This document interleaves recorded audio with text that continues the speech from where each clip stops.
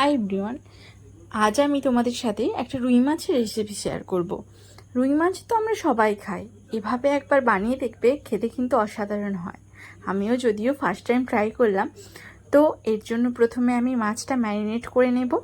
মাছ নিয়ে নিয়েছি, নুন হলুদ আর তেল দিয়ে ফার্স্টলি আমি ম্যারিনেট করে নিচ্ছি। আপনারা এখানে গুঁড়ো লঙ্কা অ্যাড করতে পারেন। তো নুন হলুদ দিয়ে ম্যারিনেট করে আমাদের 15-20 মিনিট মতো রেখে দিতে হবে। এরপর একটি মিক্সির জারের মধ্যে গোটা জিরা, গোটা ধনে, গোলমরিচ আর কালো সর্ষে নিয়ে নিয়েছি, আর আদা রসুন, কাঁচা লঙ্কা আর ধনেপাতা আর নুন দিয়ে একটা পেস্ট বানিয়ে নেব। তো আমি একটা পেস্ট বানিয়ে নিয়েছি। এরপর মাছগুলোকে ভেজে নিচ্ছি। মাছটা এখানে লাল করে একটু ভাজবেন। এরপর আমি একটা বোলের মধ্যে টক দই নিয়ে নিয়েছি। টক দইটাকে ফেটিয়ে নেবেন। এক্ষেত্রে আপনারা টক দই যদি না দেন তাহলে কিন্তু টমেটোর পিউরিও ব্যবহার করতে পারেন। আমার টমেটো ছিল না, তাই আমি টক দই ব্যবহার করেছি। মাছটা দেখুন লাল করে ভাজা হয়ে গেছে। মাছটা চেষ্টা করবেন যতটা লাল করে ভাজা যায়। আর মাছ ভাজার আগে সামান্য নুন দিয়ে দেবেন, তাহলে কিন্তু মাছটা নিচে লেগে যাবে না। এরপর আমরা একটা কড়াইতে তেল গরম করতে দিয়ে দেব, আর তার মধ্যে গোটা গরম মশলা যেমন এলাচ, দারচিনি আর লবঙ্গ দিয়ে দিচ্ছি, আর হলুদ গুঁড়ো আর নুন আর লঙ্কা গুঁড়ো দিয়ে দেব। তাহলে কালারটা কিন্তু খুব ভালো আসবে। তো এরপর ভালো করে আমি মিক্স করে নিচ্ছি। এরপর যে আমি মশলাটা করে রেখেছিলাম, যে পেস্টটা বানিয়ে রেখেছিলাম, সেই পেস্টটা এখানে দিয়ে দেব। আঁচটা একবারে লোতে রাখবেন, না হলে কিন্তু মশলাটা পুড়ে যাবে। আঁচটা লোতে রেখে আমাদের মশলাটাকে অনেকক্ষণ কষাতে হবে, যতক্ষণ না জলটা শুকিয়ে আসছে আর তেল ছাড়ছে মশলা। এরপর সামান্য নুন দিয়ে দিয়েছি আমি, আর মশলাটাকে আমাকে কষাতে হবে ততক্ষণ ধরে যতক্ষণ না মশলাটা কমে আসছে। আঁচটা কম রেখেই করবেন, টেস্টটা ততটাই ভালো হবে।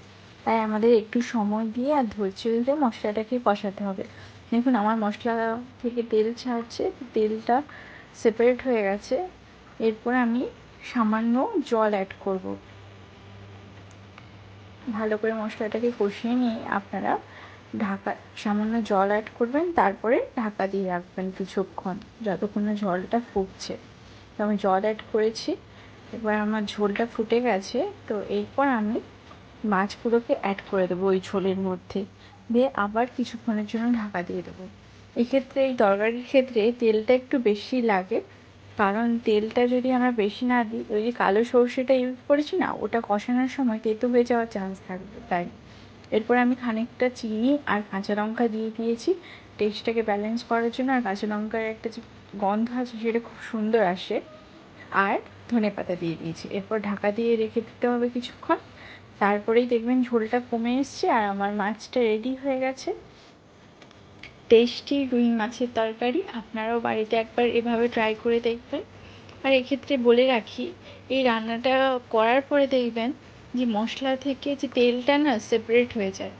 আমি সবশেষে একটু ফিশ কারি যে মশলাটা ছিল, এটা অপশনাল, আপনারা অ্যাড করতে পারেন নাও পারেন, আমার কাছে ছিল তাই আমি অ্যাড করে দিয়েছি।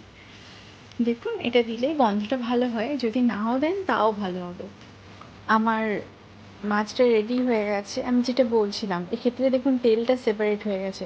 আপনারা যখন একটা বোলের মধ্যে ঢেলে নেবেন তখন দেখবেন তার চারপাশে তেলটা আলাদা হয়ে গেছে, মশলাটা আলাদা হয়ে গেছে।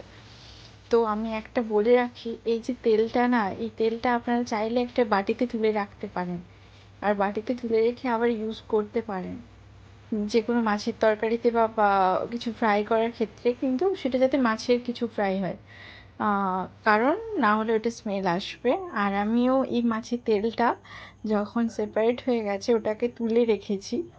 যদিও রিহিট করা তেল খাওয়াটা একটু আনহেলদি, তাও তেলটা ওয়েস্ট করব, সে কারণে আমি তেলটাকে তুলে রেখেছি সেপারেটভাবে। আমি আপনাদেরকে দেখাবো যে এই যে তেলটা চারিদিকে যে সেপারেট হয়ে গেছে ওটাকে আমি তুলে রেখেছি। আর সত্যি কথা বলতে টেস্টটা অসাধারণ হয়েছে, দেখতে যেমন টেস্টি হয়েছে খেতেও কিন্তু তেমনই টেস্ট হয়েছিল। আপনারা অবশ্যই একবার ট্রাই করুন। এই দেখুন সেই তেলটা আমি তুলে রেখেছি, এটা কালকে কোনো মাছের রেসিপিতে আমি ইউজ করে নেব। আর আপনাদের যদি ভিডিওটা ভালো লাগে কমেন্ট করবেন আর আমার চ্যানেলটাকে সাবস্ক্রাইব করবেন। সবাই খুব ভালো থাকবেন।